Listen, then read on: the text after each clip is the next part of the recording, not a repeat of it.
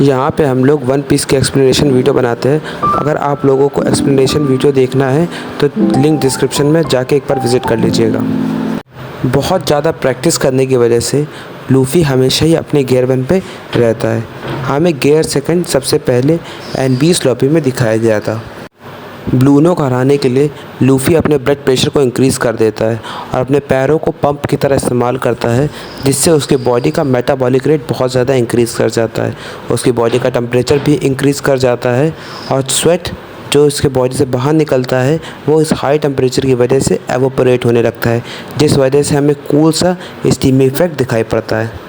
Blood pressure increase होने के कारण लूफ़ी की मसल्स बहुत ज़्यादा फास्ट हो जाती हैं और लूफ़ी के रिफ्लेक्सेस भी बहुत ज़्यादा तेज़ हो जाते हैं। लेकिन एनिमे में इसको एक पिंक कलर के टिल्ट से दिखाया गया है। मांगा में ऐसा कुछ नहीं होता, बस लूफ़ी के अगल बगल एक स्टीम का क्लाउड आ जाता है। रॉब लूची तुरंत आइडेंटिफाई कर लेता है कि लूफ़ी का गियर 2 कैसे काम कर रहा है और लूफ़ी से कहता है कि तुम्हारी ही बॉडी इस टाइप के प्रेशर को बर्दाश्त कर सकती है, क्योंकि लूफ़ी की बॉडी रबर से बनी हुई है। लेकिन गियर 2 ज़्यादा देर तक इस्तेमाल करने की वजह से लूफ़ी की लाइफ स्पैन कम होता रहता है। लूफ़ी के सारे अटैक के आगे जेट का कीवर्ड ऐड हो जाता है गियर 2 में, जो उसकी स्पीड को रिप्रेजेंट करता है। लूफ़ी का गियर 2 उसे बहुत ज़्यादा स्पीड प्रोवाइड करता है, लेकिन लूफ़ी के गियर 2 के बहुत सारे ड्रॉबैक्स भी है। ज़्यादा देर गियर 2 इस्तेमाल करने के बाद लूफ़ी की बॉडी पैरालाइज हो जाती है, जिस वजह से कोई भी एनिमी आराम से उसके अटैक कर सकता है और उसे वहीं पे फिनिश कर सकता है।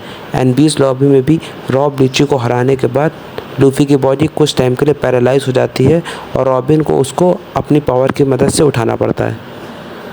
टाइम स्किप के दौरान लूफ़ी अपनी हाकी को डेवलप करता है और अपने गियर 2 को मास्टर कर देता है। अब लूफ़ी को गियर 2 इस्तेमाल करने के बाद कोई भी पैरालिसिस जैसी कंडीशन फेस नहीं करनी पड़ती। गियर 2 में हाकी को इन्फ्यूज़ करने के बाद लूफ़ी के हर अटैक के आगे हॉक या फिर ईगल जैसे वर्ड ऐड हो जाते हैं। लूफ़ी गियर 2 में फ्लेम्स को भी क्रिएट कर सकता है। लूफ़ी बहुत तेज़ी से अपने हाथ को आगे पुश करता है। एयर फ्रिक्शन के कारण वहाँ पे बहुत ज़्यादा हीट प्रोड्यूस होती है और लूफ़ी के हाथ में आग लग जाती है। इसके कारण लूफ़ी रेड हॉक जैसे पावरफुल अटैक्स को परफॉर्म कर सकता है। जहाँ पे लूफ़ी का गियर 2 उसे बहुत ज़्यादा स्पीड प्रोवाइड करता है, वहीं लूफ़ी का गियर 3 उसे बहुत ज़्यादा स्ट्रेंथ प्रोवाइड करता है। लूफ़ी अपने गियर 3 को यूज़ करने के लिए अपने अंगूठे को बाइट करता है और उसमें एक छोटा सा होल कर देता है। फिर उस होल के थ्रू वो अपनी बोन से बहुत सारी एयर पंप करता है। एयर पंप करने की वजह से वो हाथ फूल जाता है और लूफ़ी का हाथ इतना बड़ा हो जाता है कि हम लोग उसे एक जायंट के हाथ के बराबर कह सकते हैं।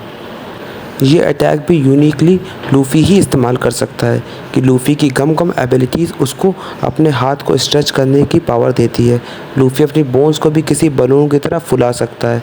बोन्स फूलने की वजह से उसकी स्ट्रेंथ उतनी ही रहती है, लेकिन साइज़ बहुत ज़्यादा बढ़ जाता है। साइज़ बढ़ जाने की वजह से लूफ़ी अपनी पावर को इवनली डिस्ट्रीब्यूट कर सकता है।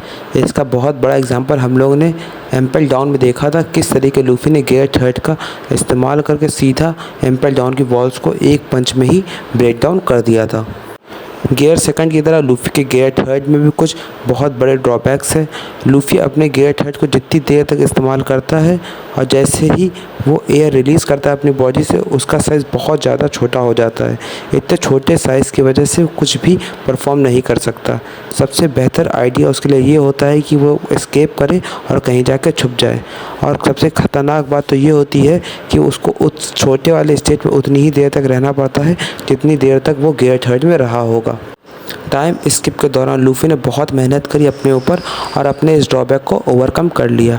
अब लूफ़ी हाकी को भी इन्फ्यूज़ कर सकता है गियर 3 के साथ। लूफ़ी हाकी का यूज़ करके अपनी बॉडी में आर्मर जैसी प्रॉपर्टीज़ को भी इम्प्लीमेंट कर सकता है, जिससे उसके अटैक बहुत ज़्यादा पावरफुल हो जाते हैं और उसकी ड्यूरेबिलिटी भी इंक्रीज़ कर जाती है। लूफ़ी पूरी तरीके से अपने गियर 3 को मास्टर कर लेता है और सारी एयर को एक पॉइंट पे कंसंट्रेट कर सकता है, जैसा उसने फिशरमैन आइलैंड पे किया था। एक हाथ पे सारी एयर को कंसंट्रेट करके इससे लूफ़ी की बची हुई बॉडी फ्री टू मूव रहती है और लूफ़ी की स्पीड में कोई फ़र्क नहीं आता और लूफ़ी आराम से दुश्मनों के अटैक से एस्केप कर सकता है और उनको काउंटर अटैक भी फास्ट कर सकता है।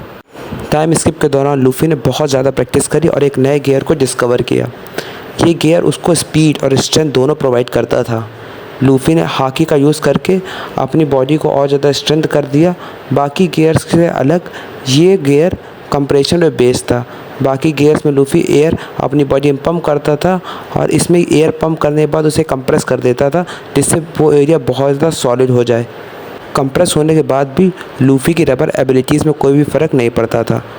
इस गियर में भी गियर सेकंड की तरह मेटाबॉलिक रेट बहुत ज़्यादा हाई होने के कारण स्टीम निकलने लगती है लूफ़ी की बॉडी से और उसकी स्पीड बहुत ज़्यादा फास्ट हो जाती है। अब लूफ़ी उड़ भी सकता है।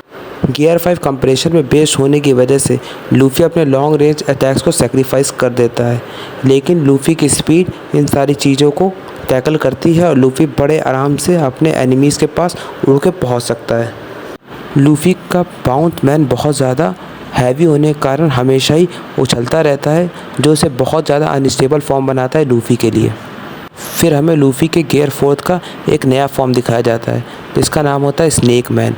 लूफ़ी इस फॉर्म को काटाकोरी के खिलाफ इस्तेमाल करता है। स्नेक मैन लूफ़ी को लॉन्ग रेंज अटैक करना अलाउ करती है और लूफ़ी अपने हाथ को उतना स्ट्रेच कर सकता है जितना दूर वो स्ट्रेच करना चाहता हो।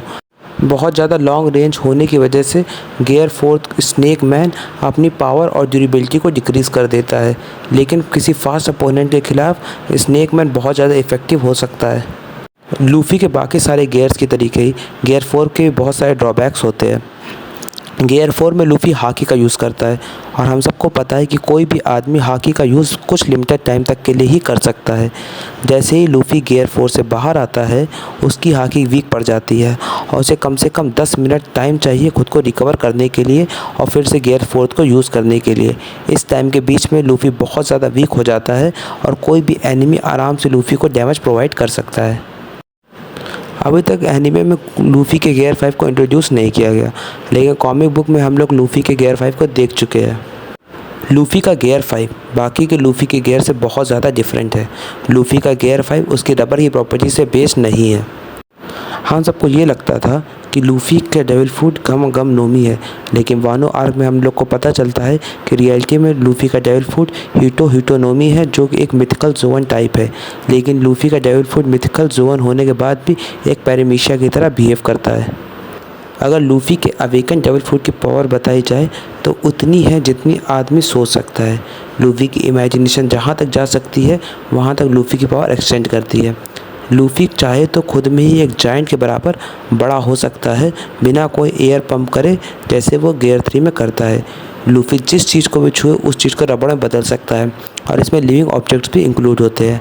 हम लोग पहले भी अवेकन डेविल फ्रूट देख चुके हैं, जैसे काटाकोरी और डोफ्लामिंगो। डोफ्लामिंगो पूरे शहर को स्ट्रिंग्स में बदल सकता था, लेकिन एक भी आदमी जो इस शहर का था वो स्ट्रिंग में नहीं बदला था। लेकिन लूफ़ी का डेविल फ्रूट इन दोनों के डेविल फ्रूट को सरपास कर चुका है और लूफ़ी इंसानों को भी रबड़ में बदल सकता है। अगर लूफ़ी चाहे तो वो काइडो को रबड़ में बदल सकता है और उसको अंदर से इंटरनली डैमेज दे सकता है, जिसके बाद काइडो पक्का सरवाइव नहीं कर सकता। लूफ़ी जो सोचेगा वो रियलिटी में एग्जिस्ट करने लगता है। हमें एनिमे में दिखाया जाता है कि लूफ़ी ने थंडर बोल्ट को अपने हाथ में पकड़ रखा है और वो थंडर बोल्ट को एक रबड़ के फॉर्म में कन्वर्ट कर सकता है। लूफ़ी एनर्जीज़ को भी रबड़ के फॉर्म में कन्वर्ट कर सकता है। अभी तक हमें यह नहीं बताया गया कि लूफ़ी का डेविल फ्रूट कैसे वर्क करता है, लेकिन हमें इतना पता है कि लूफ़ी जो इमेजिन करेगा वो रियलिटी में एग्जिस्ट करने लगेगा वन पीस वर्ल्ड में। लूफ़ी अपनी इमेजिनेशन को लिमिट करता है हमेशा ही एक रबर बॉडी में। अगर मैं आपको एग्जांपल दूं कि लूफ़ी इतना पावरफुल है कि वो सिर्फ सोच के ही पूरे मरीन को ख़त्म कर सकता है, वो अपने सारे एनिमीज़ को सिर्फ सोच के ही ख़त्म कर सकता है। लूफ़ी का गियर 5 उसे सन गॉड निका बना देता है, जहाँ पे सन गॉड फ्रीडम को रिप्रेजेंट करता है। लूफ़ी हमेशा ही फ्री रहना चाहता था, जो उसके डेविल फ्रूट का भी नेचर है, और हाकी भी किसी आदमी के विलनेस पे डिपेंड करती है। तो तीनों चीज़ें लूफ़ी की एक साथ वर्क करती हैं गियर 5 में, जो उसे सबसे पावरफुल क्रिएचर बना देती है। अगर सबसे पावरफुल क्रिएचर नहीं, तब भी वो रॉजर और न्यू गेट के बराबर का पायरेट बन चुका है। हम सब भी इंतज़ार कर रहे हैं गियर 5 का एनिमे में आने के लिए। अगर आप लोगों को भी एनिमे से रिलेटेड कंटेंट अच्छा लगता है तो चैनल को पक्का सब्सक्राइब करके जाइएगा।